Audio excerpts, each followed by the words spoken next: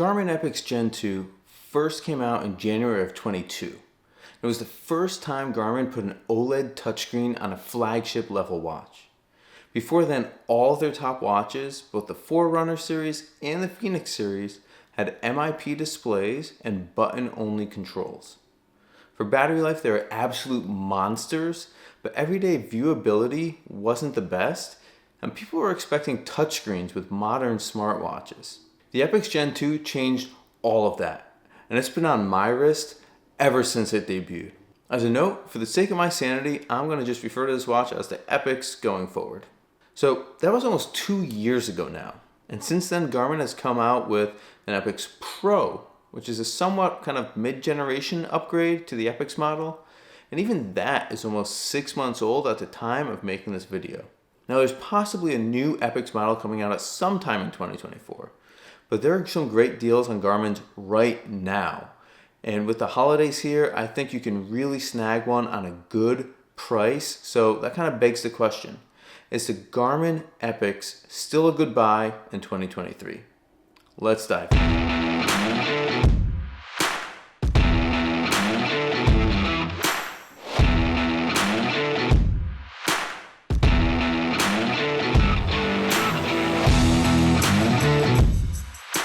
Okay, let's really quickly hit the specs on this thing. We got a 47mm watch, 22mm band, weighs 76 grams, and on the base model, the one that I've got right here, holds 16 gigs of storage, while the Sapphire Titanium model holds 32 gigs. Now, quick aside, I actually bought both models when this watch first came out, and the base model was one I ultimately kept, and the Titanium model was the one I actually returned. So why would that be? Well, the titanium one only either comes with a black bezel or a stainless looking bezel but with a white body. So I thought all black didn't look too good when I'm dressing kind of casually, and a completely white watch wasn't really going to do it for me. So on the other hand, the base model comes with this nice stainless bezel and a decently neutral gray body, which just looks better in my opinion. You can dress it up with metal bands, looks somewhat dressy with leather bands, or it looks sporty with a variety of nylon or silicone bands. So throw on a screen protector for a few bucks since the lens isn't sapphire and you're golden. Anyway, back to the specs. Both of these watches can store music from providers like Spotify, Amazon, or Deezer. You could also store other audio files. You could watch a guide that I made to get audibles on your watch right here.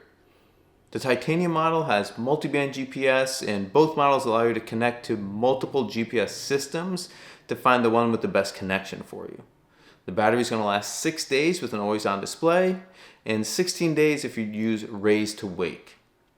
And of course they also have all the connectivity you'd ever want with Wi-Fi, Bluetooth, and ANT+. Now of course, as a premium multi-sport offering from Garmin, the EPIX comes with an insanely large amount of activities that can be tracked.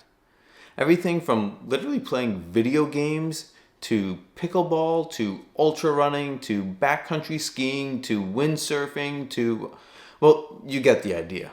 This watch also has the ability to store topographic data from around the world. That includes hiking trails, can also include golf courses, as well as ski mountains and ski trails.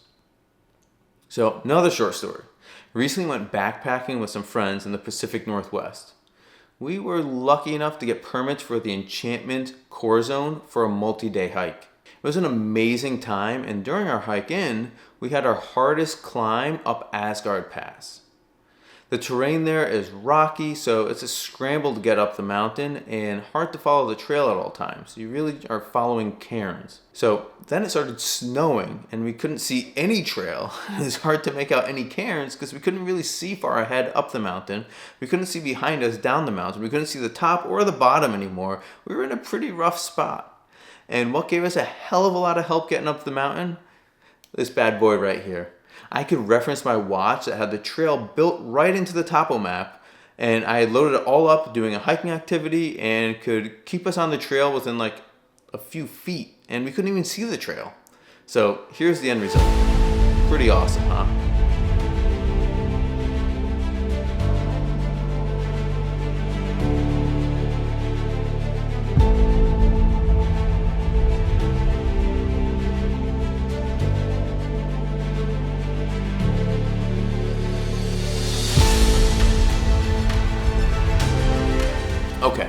back on track. While the MSRP for this bad boy at launch was a whopping $799 for the base model or $899 for the titanium and sapphire model, it can now be found for around half that price.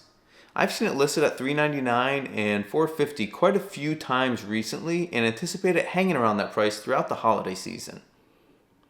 So, who is this watch actually targeted towards in general?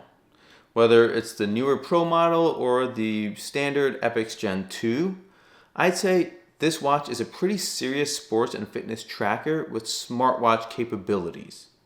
This is the watch for someone that's probably doing more than just casual running or going to the gym to lift. Its real value is in the wide variety of activities that it's suitable for. The long battery life compared to a typical smartwatch that allows it to be used for extremely long GPS activities like ultra marathons, the large and vibrant OLED display, and the ability to customize so much from touch options to data fields to data screens to widgets. It really is the Swiss Army knife for athletes that at least kind of fancy themselves to be serious about their fitness. Or you can just think it looks cool. It's your money, it's your risk. Don't let anyone gatekeep you out of a good time. Okay, so what's the drawback here? Why wouldn't we get this beast of a watch? When comparing this to the newer Epix Pro, here are the differences. One shining example of how they're different is that the Epix Pro comes with a flashlight built in. That's right, an actual LED flashlight built into the watch. Now the standard Epix does have the ability to light up the screen really bright, which I use all the time, but isn't nearly as bright as an actual dedicated torch. Another big or possibly little change is that the Epix Pro comes in 3 different sizes. The Epix comes in only 47 millimeters, but the Epix Pro comes in a 42 millimeter size as well as a 51 millimeter size. So you got some choices there if you have little tiny wrists or big beefy wrists. The GPS comes as multi-band as standard, and the Pro also comes as 32 gigs as standard for all sizes. And with the additional storage, all maps come preloaded on the watch, but it's important to note you could download these maps, any of them that you like, for free on the normal Epix as well. It's basically just saving you a quick download. So the Pro also comes with a new generation biosensor on the back of the watch that is supposed to be a bit more accurate. And another notable difference is that the Pro is capable of running an electrocardiogram, or running ECGs. So while Garmin's very good at trickling down software features, the hardware required to do an ECG is just not present in the standard Epix. Now you'll notice almost all the changes I mentioned are hardware specific, right? So yeah, Garmin does this awesome thing where they debut new hardware. It typically comes with some really cool new software features that debut alongside the new hardware. Like one big example is the Forerunner 965 that came out with the morning report and wrist-based running power. Those are 2 really cool new features, and all those features eventually trickle down to the older models bit by bit. So while the Epix Pro came out with some new features, they're all on the Epix at this point. So here's a few of the bigger features that have been added to the Epix since its debut in early 2022. So as I just mentioned, wrist-based running power was a really big addition.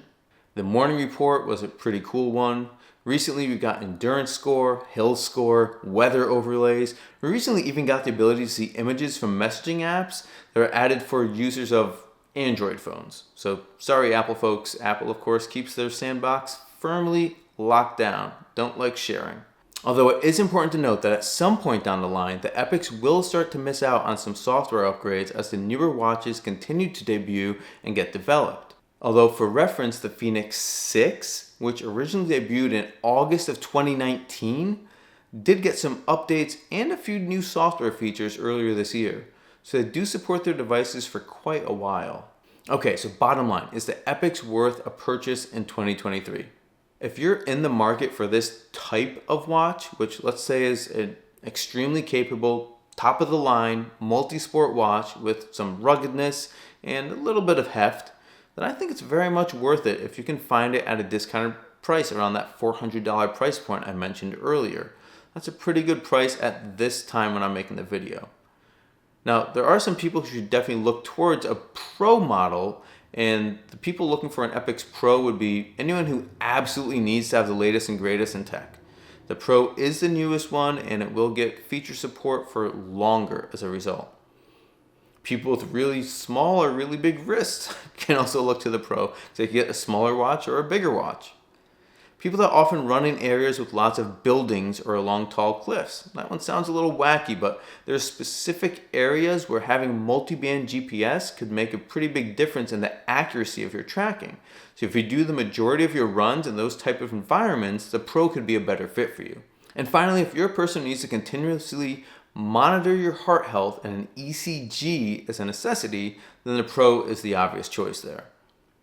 Now, I honestly think for most everyone else, the Epix Gen 2 is still a fine choice and would serve your needs for years to come.